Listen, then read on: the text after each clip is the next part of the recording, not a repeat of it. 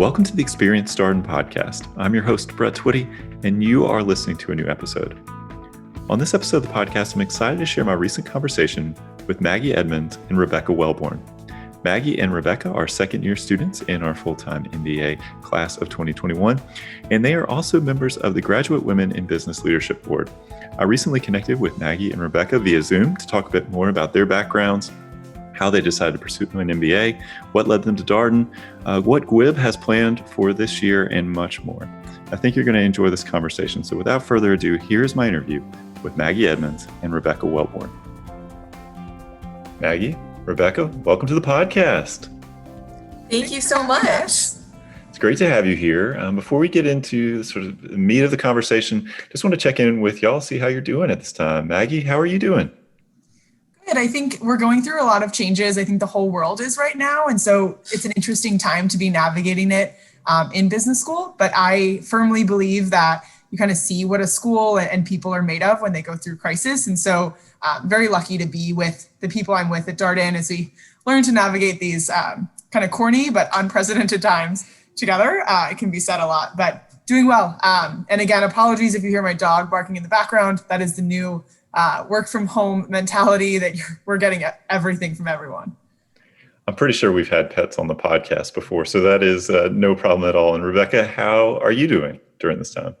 I am doing well. It has been really nice to be back in Charlottesville. I was away over the summer, so just kind of settling into, I guess, what we're all calling the new normal now. That's with air quotes for everyone. Being able to kind of see people, from a distance safely, being able to kind of be back in the classroom mindset. It's kind of comforting to go back to that routine, even though it is a little bit different than it was last year. So it's been really nice to be back and doing our first quarter. It's always good to mention when you use air quotes on the podcast, they don't come through quite as well. Yeah, you gotta say it. So before, again, we talk a bit more about your background and your decision to come to Darden. One of the most common questions we've been getting from prospective students is, can you tell us a little bit more about how the school is navigating COVID and what's going on? And you're both in your second year, and you're in the midst of all of this. And so you both hinted at it. You're back in school, you're taking classes. And so, Rebecca, I'm going to start with you. What does class look like for you right now, and how are things going? Sure. So class it kind of depends on the week. So a bunch of my classes are actually hybrid this quarter, which means that generally I'll do 1 week where most of them are virtual, 1 week where I'm actually in person. I do have one class, a small seminar that it's small enough that we're all able to be like distanced and in class every week, which is kind of the treat of my virtual ones. But I think it's been a really great experience across the board. When you're in person, it's very clear where you sit, you're masked, and you can see all of your classmates who are joining virtually on these like very big screens on the sides of the rooms. And I think the professors have done really like an amazing job of kind of balancing participation, still encouraging that same, discussion that's really like a hallmark of kind of the case experience at Darden, and still making that happen in these hybrid classrooms. I think it doesn't feel totally normal, but you do kind of get that same sense, which is it's exciting. It's really nice to be there. I really look forward to the in-person weeks, but then the virtual ones are also kind of nice because I can just be in my sweatpants at my computer. Well, one of the truths of this time is social distance guidelines, the health and safety guidelines that are in place limit the number of people we can have in a classroom. So our listeners may be wondering why does it have to be a hybrid class? Why can't you just have everybody in the same class? And the reality is, for many of our classrooms, we went from a capacity of maybe 60, 65 to like 20, because you have to have 6 feet of social distance between either one student and another student. You have to think about all these kinds of things. And the school invested in a bunch of technology over the summer. The hybrid classes are a great example of that. This is not a technology that we had prior to, say, 3 or 4 months ago. The ability for students to participate virtually and to be present all in the same class. And it's part of the gearing up and adding capabilities given the limitations of this time. So I'm not surprised to hear that it's going well. Just even talking with students about quarter 4, shifting to online sort of virtual delivery. it seemed like the faculty cared a lot, the students cared a lot about the experience. And so that's great to hear. And Maggie, how about for you? How are things going so far academically? They're going well. I was going to say, I am also in some hybrid classes, and I found out how large my face looks on one of those screens when I was in person. And I was like, oh, great, that's what I look like when I speak from home. But it's not an option to not participate when you aren't in the classroom. I think the professors have done an awesome job of making everyone feel included. We actually have some students that are not even in the US right now. They went home and are doing classes 100% virtually, and they're still very much part of the conversation and part of that. And I think that makes it really special with everything we're going on right now. People want to be with family, and Darden's given the option for students that are in Charlottesville to be in hybrid for a lot of our classes, but you can join however you feel most comfortable, which I think is really great. And Brett, going back to something you said about Q4, I think it was like a 6-day turnaround from when classes were announced to go virtual to our professors turning that around. And I was constantly impressed in Q4 and how not only they cared about our actual learning, but just the well-being of their students. The night before Q4 started, we received a bunch of emails from professors we'd had in the core wishing us luck, saying we know this isn't what you expected. I don't think anyone sent that email expecting us to still be in this position a couple, 6 to 7 months later and maybe longer. But I think it just goes to show the power of the Darden community, that it's not just about showing up for each other when we're in the classroom, but also outside of the classroom and how we support each other through this. And I've been really impressed with the classes that are fully virtual, the ones that are hybrid, and like Rebecca, I'm in a small seminar second year. So it's really great to always be able to go in person to my reading class. What is your reading class? I'm in the reading seminar on management. Rebecca, are you in the same one? We're in this, we have the same book list. So it's like a book a week. And then we have a great weekly class discussion just about kind of the management topics and themes that you can draw from the books. And there's a variety. We started with Machiavelli and we just finished part of one of Colin Powell's memoirs. So it's a big span. Yeah, I just started our next book last night. It's called The Smartest Guys in the Room, in the fall of Enron. And I'm one chapter in, and it is so interesting. And so it reads like a thriller. And then you're oh yeah, whoa, this happened in 2008. It is fascinating. So it's a cool class to be able, we're so used to reading cases that it feels kind of nice to read a book. I feel very behind on reading books, but it's been really great. Well, this is my college English major. I'm let me at this reading seminar. I will read all the books you want. That's true. I mean, a number of people at Darden come from liberal arts backgrounds, and so reading and participating in class feels very familiar. If you were an English major or a history major or some of these academic backgrounds that we so often see in both the full-time and the executive MBA program. Yeah. So there's a bunch of teachers in my class actually, and they're I am thriving in this environment. They're in finance last year, it was so hard. Now I'm in my element in a reading seminar. I used to teach English. It's been cool to see the strengths of different students that maybe didn't feel their first year in the core was where their strengths are. It's been cool to see that come out in the people who do have that liberal arts background and English, like Rebecca. All right. Well, let's talk a little bit more about your background, your stories. So Maggie, I'm going to stick with you here for this first question. So tell us a little bit more about what you did before coming to Darden, and how'd you make the decision to pursue an MBA? Yeah, absolutely. So I was in consulting prior to Darden at PricewaterhouseCoopers, PwC, Strategy, and it's as many words as possible in one company name. But I was based in Chicago, focusing on our retail and consumer practice. I studied psychology in undergrad and found the consumer space fascinating. But as I was nearing 3 years in consulting, which is pretty standard to start thinking about grad school, I wanted to go back into a career that had more of a social impact. I think consulting is a really awesome career. And for me, coming out of undergrad was great because I didn't know what I wanted to do. But I also knew that after that time, I wanted to be able to take the skills I'd learned in strategy and go to a company that's more focused on using their platform to make the world better. So started looking into my MBA specifically to do that. And actually, I know we'll get into this a little bit later too, but was thinking much more on the 5 to 10 years from now, I'm going to wish I had my MBA and now is a good time to do it versus I need it right. I didn't feel I needed it right at the time to get the job I wanted, but knew I would kind of hit a place in my career where I would have needed it. So in the 3 years in consulting, it was a good time for me to go back and to school based on that timing.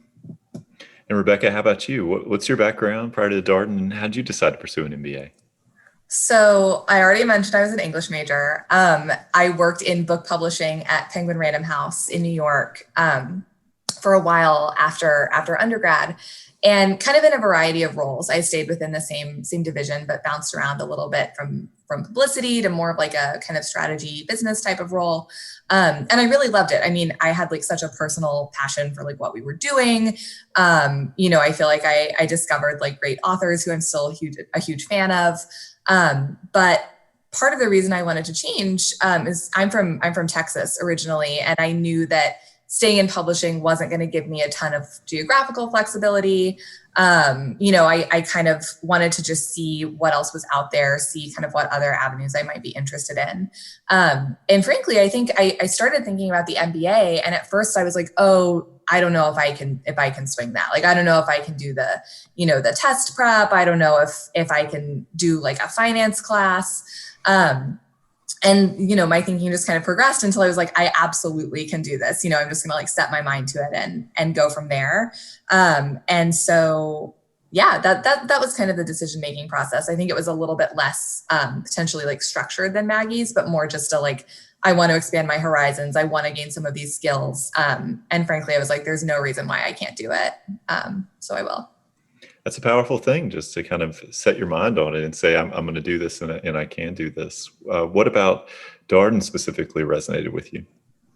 So I knew that I wanted somewhere with a very strong sense of community. That was probably my top, factor looking at different schools. And, when I'd gone to undergrad, it was in a pretty small town.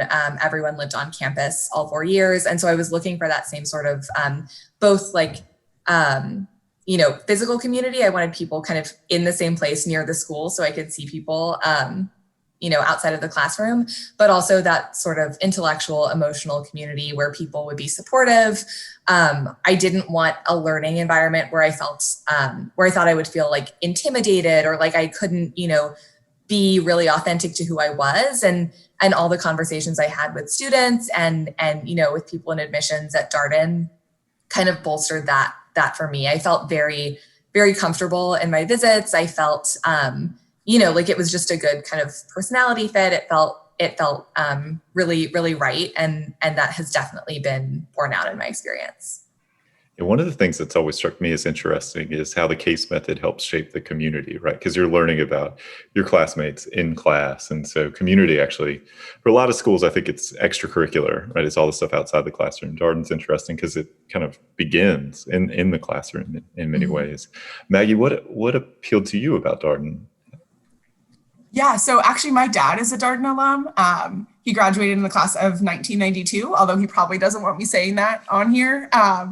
But I think when I was little, everyone I knew in business had gone to Darden. So when I was like 8, I was like, Dad, like, I'm going to go to Darden. He's like, how about we go to 4th grade? Like, focus. We need to like get through a lot of school before you can go. But I think for me, for my whole life, it was where I thought I would go and what I thought business people did. As I became as I entered my own career, I realized like there are other MBA programs and a lot of options. And so I actually spent a lot of time thinking about other schools just because I think I'd always thought I was going to go to Darden, and I was like, I need to give credit to really thinking about this and not just following here. And so similar to Rebecca, I think the community is really important. But what really sold it for me was a comment that was made. I applied early action. And so I was at the day at Darden in November. And one of our professors, I think it was Robert Carraway, at least in my head, it was Robert Carraway. It might have been a different professor. He asked us, like, who do you think that Darden's target consumer is? People were like, prospective students, you want our tuition. And other people were like, recruiters, like you want to give them job candidates. And he was like, okay, funny. No, the right answer is you 10 years from now. When someone you met or something you learned at Darden is going to get you somewhere that you couldn't have gone if you didn't go here. And we're training you to be that person for the other people in this room. And I just thought that was as I was thinking about my career and my MBA in a long-term trajectory, that was exactly what I was looking for. And I couldn't imagine going somewhere else where the focus is on that community, not just for the 2 years that you're here, but in how we identify and bring prospective students in, to look and feel that community at Darden and how the alumni are so much part of that process too. Darden is truly a family outside of just the 2 years that you're here. And I think that's exactly what I was looking for. And after hearing that from maybe Robert Carraway, I couldn't imagine going somewhere else. I'm reasonably sure it's Robert Carraway, and that hair. I mean, it's the hair. It would be hard to forget. I'm pretty sure it's Robert, but I feel like I'm going to tell him this story sometime. And he's going to be like, that wasn't me. And I'm going to be like, I'm so sorry. I've been misattributing this story to some other incredible faculty member for years now. I'm ready for Maggie to get an angry email from another teacher that's like, that was my story and my comment. Yeah. I'm sorry. I feel like it was Carraway because he's been at Darden for so long that he was I've seen, he actually taught my dad. And so I feel like that's why I remember it, but lots of credit to Robert Carraway regardless. He's a great professor. To whoever else might have said it. Credit also goes to professor. This is I wanted to be here. Yeah, he is an incredible person for our listeners who are less familiar with Robert Carraway. He's in the quantitative analysis faculty area. He's been at Darden for a number of years, beloved faculty member. And I had the good fortune of going with him once to Baltimore for an admissions event, and he turned the whole thing into a case discussion about why someone might think about getting an MBA. So a very, very savvy person and super bright. Also happens to be a North Carolinian, which is always appreciated by at least your podcast host. So with that said, a quick question about sort of getting used to Darden. First year comes around, it's a pretty busy year. You got a lot going on. You're adjusting to life as a business school student, life as a Darden student. Maggie, what was that adjustment like for you? Sounds like at least you were familiar with Darden. Your dad had come to Darden, but I'm sure there were learning curves. Yeah, absolutely. And also I remember telling my dad that Monday to Thursday was so busy. And he was like, Maggie, I went to class on Fridays. You're fine. It's 4 days. And of course, the people ahead of him went to class on Saturdays as well. So we have this long-term Darden thing about how we apparently have it the easiest because we only have class 4 days a week. But no, I think it was definitely an adjustment. I was actually lucky coming from consulting that Monday to Thursday was the normal timeline to be kind of crazy in that world anyways. And so I was more used to it than I expected when I got to Darden. But it was definitely an adjustment. I moved from Chicago, which while I'd been to Charlottesville before is a much bigger city. And, dealing with starting school again, it had been a long time since, even only 3 years, but it had still been a long time since I'd been in study mode. And so adjusting to that was definitely a learning curve. I think I credit getting through that, especially to my learning team. For those of you who don't know, a learning team is a group of 5 or 6 students from different sections that will support you and do all your cases with you during the core. And I remember we met the first day and I was like, this is going to be a mess. We could not have been a more different group from all around the world, but truly that group got me through my first year.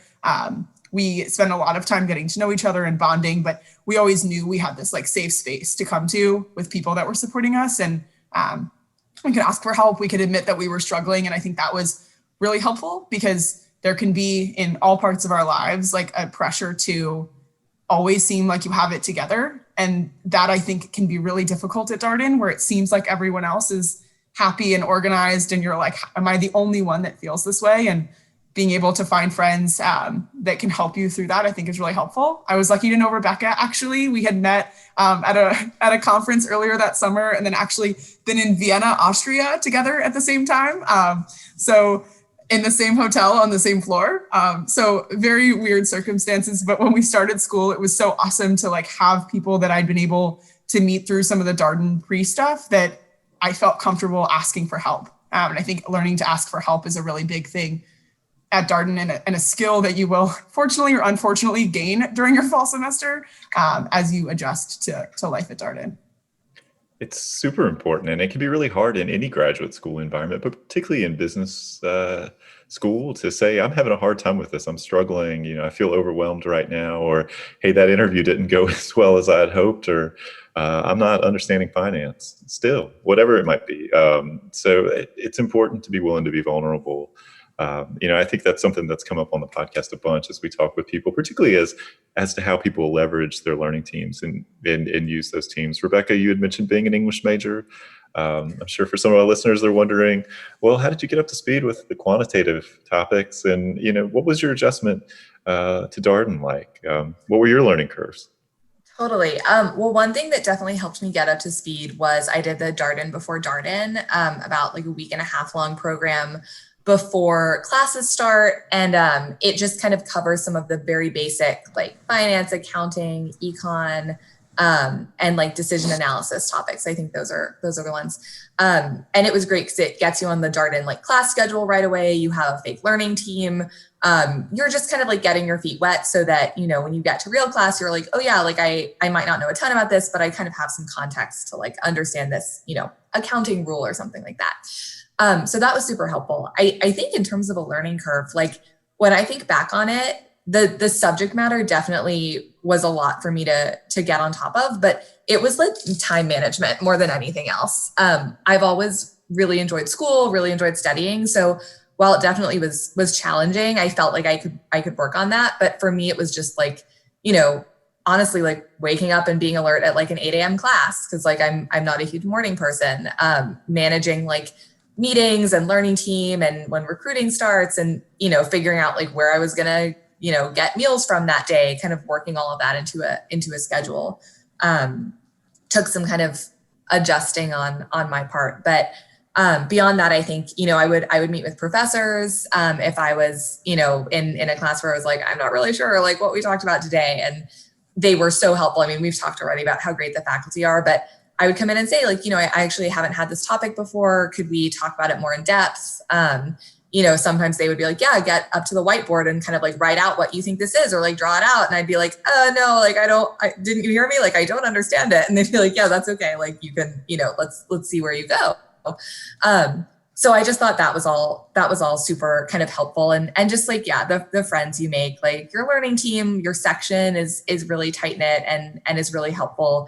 I definitely had times in class where I would turn to like the people sitting next to me and be like, oh, could you actually explain like maybe like the last couple of minutes of discussion? And that was kind of a good way to just stay, you know, in the mix and on top of things as the discussion progressed.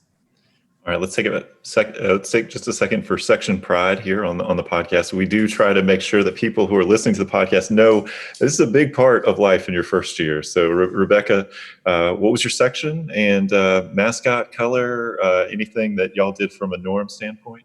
Yeah, so I was in section C. Mascot is the sea monster. Green, I guess, like a sea monster was our color. I don't know. We did, well, kind of all the sections have their own, I think all of them have their own like distinctive cheer that they do at the beginning of the day at like the 8 a.m.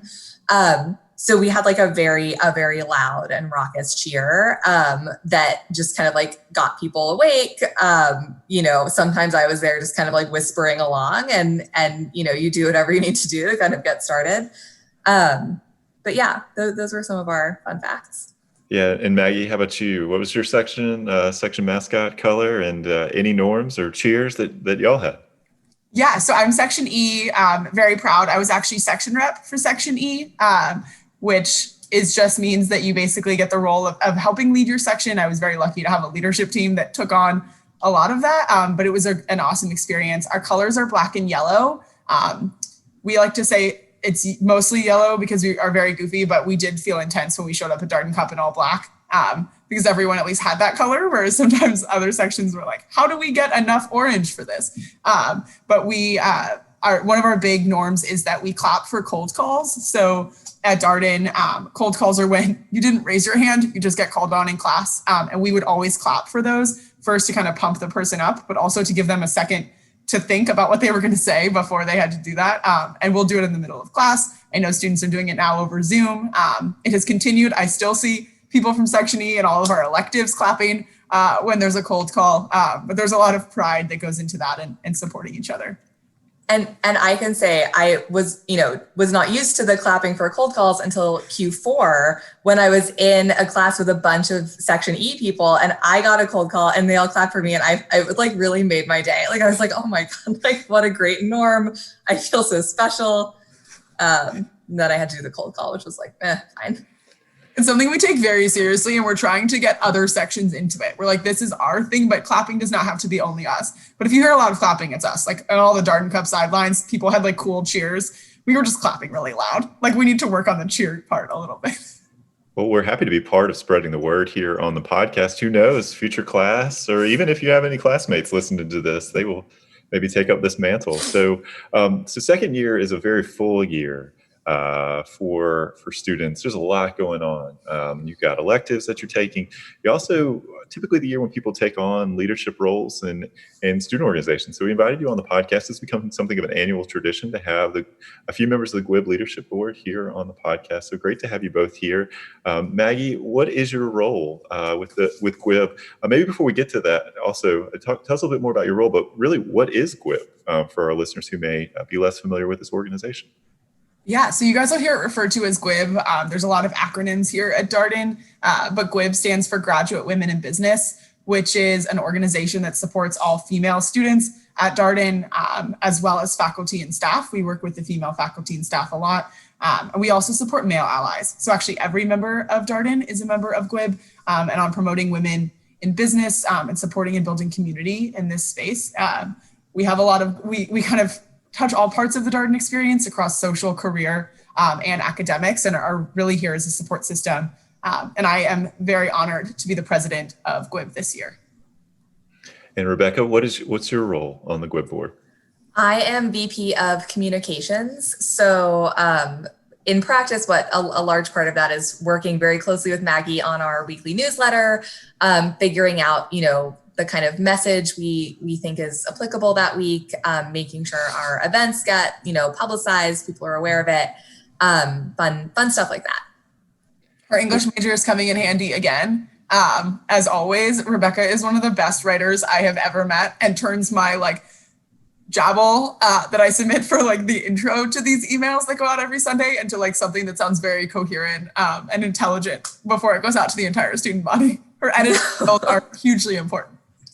Well, to return the compliment. So basically the structure of the newsletter, it starts out, it's pretty unique, I would say, Maggie, in kind of the newsletters we get, but it starts out with this intro that Maggie will often write. This year, we're also experimenting with having different women on the board write it from time to time if they have kind of a unique perspective they want to share that week. But it's this very, very personal, very heartfelt message. I know Maggie really tries to think back to us first year, last year, what's kind of on people's minds, what might really resonate. And so it is kind of a fun, there's an element of kind of, there's putting together the newsletter and adding the links. But I think we also try to very much take a kind of holistic, more creative view of it and see what we think will really resonate and really help people that week.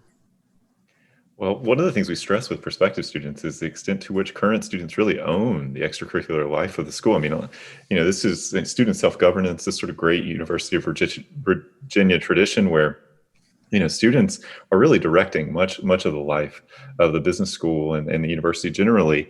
Every year, a new leadership board comes along, gets to put its own stamp on things. Maggie, what have you and the other members of the GWIB board been thinking about this year? Given everything that's going on in the world, and obviously we're virtual now, you have small group gatherings, but it's there's limitations you're having to work within. So what are you working on? Yeah, well, I can shout out to, hopefully they'll be listening, but to our community team and our conference team, because they're definitely the teams that are most impacted by the small groups and how we can think about events. But I think there's kind of three main pillars that we're focused on. The first is on intersectionality and understanding that for many of our students, being a woman is part of their identity. It's not the only part of their identity. And it's really important that we highlight and showcase all of the different women in our community.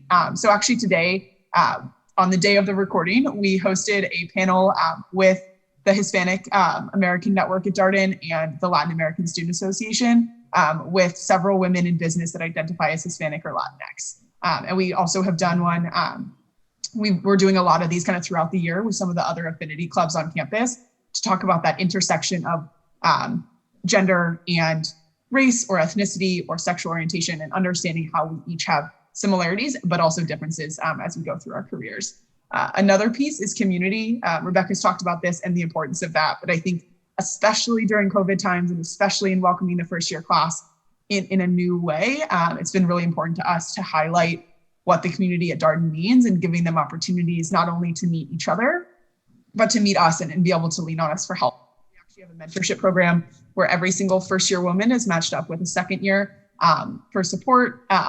We also do events every week. I think in September, it'll be a total of like 12 to 14 events that we put on. It's a lot of events. Yeah, it's a lot, which is also why the newsletter is pretty long. But I think we understand that not everyone's going to come to everything, but trying to have something that everyone feels comfortable coming to. We did a speed friending event a few weeks ago. So put people in small groups outside and gave them like goofy questions to get to know each other, which was really successful. And then the third one is on the Male Allies program and really trying to think more strategically about what that means. It doesn't just mean, oh, there's men that are part of GWIB that pay attention to women's issues, but how can we get men involved in fighting for gender equity and also, in the classroom here at Darden, but also after. We are all going to go on to be managers of others. And what's important is for everyone to be able to be an ally for others and support them, even if they haven't had the same experience. And so GWIB is figuring out what their role looks like in that and advocating for male allyship and also in working with the other affinity clubs across all lines of difference and what allyship means. It's interesting to hear you mentioned that 12 to 14 events that you're doing a lot, maybe even more programming than you would have been doing in a quote unquote normal time. I think that kind of aligns with what we're experiencing on the admissions end of things. I mean, I think people are looking for connection, and this is obviously a stressful time, a lot going on. I also think we perhaps have to be more intentional. Like you have to really kind of work at it a bit more. You lose some of that, like, oh, we're just hanging out here, because it's harder to do that right now. Rebecca, how do you think about all of this? I mean, you're really instrumental in communicating so much of what WIB is doing. When you think about that programming piece, how have y'all been thinking about what you offer and meeting people where they are right now? Yeah, totally. I think that's something that, again, like Maggie and the community team have just been so thoughtful and really like flexible about. I feel like, it's potentially a little bit tougher to form those bonds that you might normally form early on in your first year, or you might not know. You might be like, oh, I want to talk about this thing from class, but not really know how to, who to talk to about it, or not kind of have your go-to person. And so I think the impression I've gotten since the school year started is of, the whole board, but really the people in charge of planning these events, being really nimble, really like figuring out, okay, like this is a need we see, how can we iterate and meet it right now? And maybe the first week, it goes well and we see room for improvement. And like the next week we can offer something similar, but even more tailored to like, really, really meeting a lot of the first year women, like exactly where they are, trying to help them, form some of those connections or answer questions that, in a different time, we might have just like bumped into them in the hall and chatted about it then. And so I think it has been, like, as Maggie said, the newsletter has gotten so long just because like the amount of events that are coming forth, and even our community team has been great at looking across UVA and suggesting like, we're not planning this, but it's open to women at UVA. Like it might be a real asset for people to attend. So we'll include that too. So I think we're definitely trying to cast a really like wide net and really just kind of we're like in this moment, like what is the value add we can bring? Like how can we help? And I think we're taking like all suggestions. Like we want like women to get really involved. Like we have this awesome series that they started that Maggie participated in called Talk Nerdy to Me. And it's like women with just like an awesome like interest in something or passion for something that like people might not know that much about. Just giving them the floor and being like, yeah, tell us like what you want us to know about this, potentially quite random topic. That I think is just like a really neat way to let women shine and also kind of create that space for community and learning of kind of a different nature. One benefit we've seen too, for those of you listening who have been to Charlottesville, you understand that the airport has like 4 gates and flies to like 4 total airports. And so the shift to more virtual programming has actually given us a lot of opportunities that we would not have had because flying to Charlottesville can be really tough. So today on the event with Hand and Lhasa, we actually had a woman from Ecuador presenting on the panel. And before she would have had to go through like 6 airports to get to Charlottesville. And there's a lot of opportunities to have speakers and people engaged that aren't here because before they needed time to get here, they needed a place to stay versus asking for an hour of time is a lot easier. And so we've actually seen that for a lot of speakers and access to senior leadership, it's been much more possible in the virtual environment because we're talking about 1 hour versus 3 days that they're working around. And so that's actually been, I think a year ago, if you were like, join this virtual panel, you'd be like, why? I'll go to the thing that's in person instead. But now it's much more normal and we're getting a lot of engagement on these types of things that people now have access to that we didn't before. Yeah, there's a democratic aspect to everything, right? And I have thought a lot about how this has changed what we think of when we think of events, right? So, without this experience, how would we feel about a virtual happy hour or a virtual panel? We certainly did webinars previously, but I think our understanding of what an event can be has sort of evolved. Is that true for GWIB as well, Maggie? Yeah, we actually kicked off the year with a welcome to Darden and to GWIB with a female bartender from Charlottesville, and we did a virtual mixology class, which was really fun. Just like everyone was like making the same thing. There was a non-alcoholic version too, so it was definitely meant to be inclusive and just to say like welcome to Charlottesville, and especially for the first year women. They were asking this woman who runs Tavola, she's the bar manager at one of like the top restaurants in Charlottesville, about advice for Charlottesville. And that was really cool, something we hadn't done before. Like I said, we've had some speakers that have come, and I think, there's obviously benefits or pros and cons to the virtual environment in smaller groups. But I think it also helps people bond more because you're interacting in a smaller group. If before you went to an event with 200 Darden people at it, you talked to 3 of them. If you go to a Darden event with 15 people at it, you talk to all 15 of them.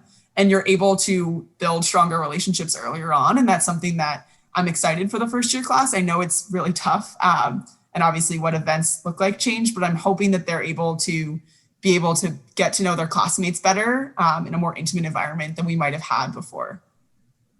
Some of the functionality of a virtual event lends itself to those kind of small group interactions, right? So everybody talks about the Zoom breakout room, but it is a really nice feature where like you can just kind of, with 5 or 6 people, you take what's a larger event and make it a little bit smaller. It's kind of harder to facilitate in an in-person event. You just end up talking to the people who you sat near, and that's kind of it. You lose a little bit of that kind of mixing that sometimes happens. So, Rebecca, I'm curious what attracted you to your role on the GWIB board. One of the things that's true about second-year students at Darden, you have a finite amount of time, right? So the things that you choose to do really say a lot about, your priorities or what's important to you. So what attracted you to your role? Totally. Well, I think just speaking of the GWIB board in general, it was something that I was really excited to have the opportunity to be a part of. I think Darden has done a lot for my own kind of perception of what it's like to be a woman, like, in a professional environment and how negotiating that identity plays out. I feel like so much stronger and more capable at like having conversations like that than I did before coming to Darden. And so I definitely wanted to be part of shaping some of those capabilities for the next year. And then my role specifically, I think it goes back to, like I had done, I'd worked a little bit in publicity while I was in publishing. And so I have some experience, but I also just enjoy like that type of like thinking about messaging, editing, seeing what is good to include or how we might want to structure things to really like get the point across and be really clear and engaging. So that was just something I really enjoyed and didn't have a lot of opportunity to do. First year, I wasn't really like producing that many like, pieces of writing or working in that kind of environment. So I was just excited for that. And there's a whole branding piece of it, which I will give a shout out to second year Jane Flax, who is like basically like an amazing graphic designer, redid our like logo, our heading for the newsletter, this like whole amazing design scheme that we're kind of able to trickle down throughout like all these different elements of GWIB this year. So that was just kind of a fun piece of it, getting to like spruce up the template. How about you, Maggie? What attracted you to your role and being on the GWIB board?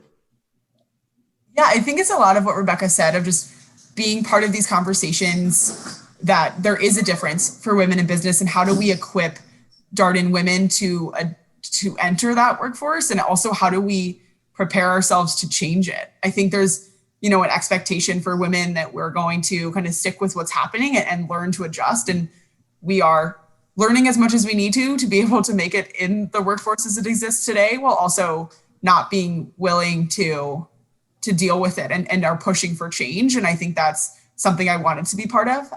If I had not been elected president, I would have run for one of the other positions. I think what GWIB does is really important. And for me, it was very much about, having been in a male-dominated industry in consulting before, I had been on very few teams with women. And I saw the importance of, male mentors. And I also saw the importance of having representation, and how it was hard for me to not have anyone to go talk to about what I was dealing with at work, because the only people I worked with for the most part were men, for people that were senior to me. And so knowing that that's an experience that a lot of our women deal with, both before Darden, in the Darden classroom, frankly, and also after Darden, wanting to take the learnings I have and also learn how to do it better, and prepare ourselves to be able to advocate for and push for the world that we want to see.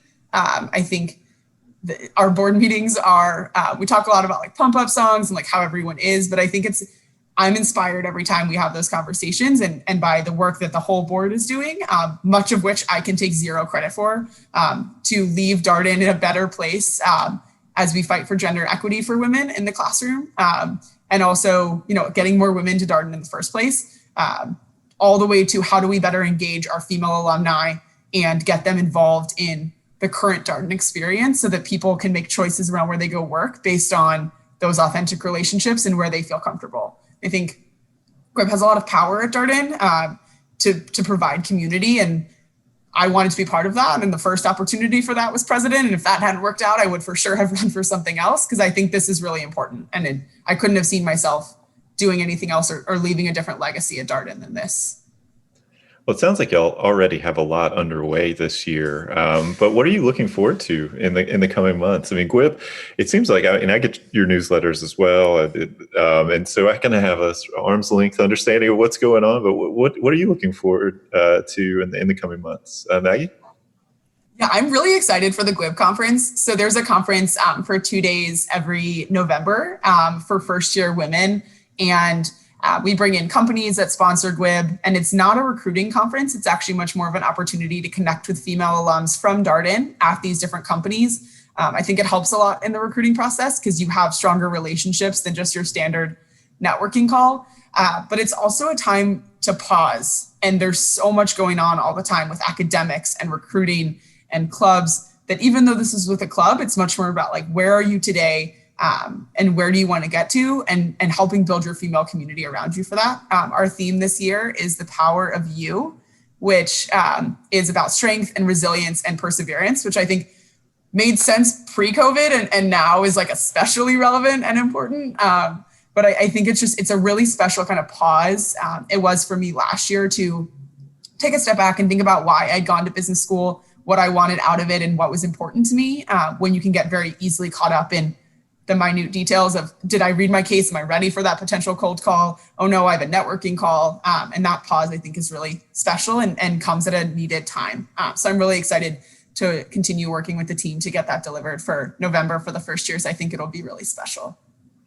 Yeah, I was about to say the power of you. This is a good time to emphasize that message, because we're all just doing our best out here right now. So Rebecca, how about you? What are you looking forward to in the coming months? I was also going to say the conference. I was hoping you would ask me first, because then Maggie would have to come up with something different. But so the conference, and I will just say generally, like we've talked about it, but the creativity shown by like the whole board so far in terms of like speakers they've reached out to, events they've planned, just like that are able to incorporate different things than we've done in the past. I'm just excited to see like the types of events we have in the pipeline.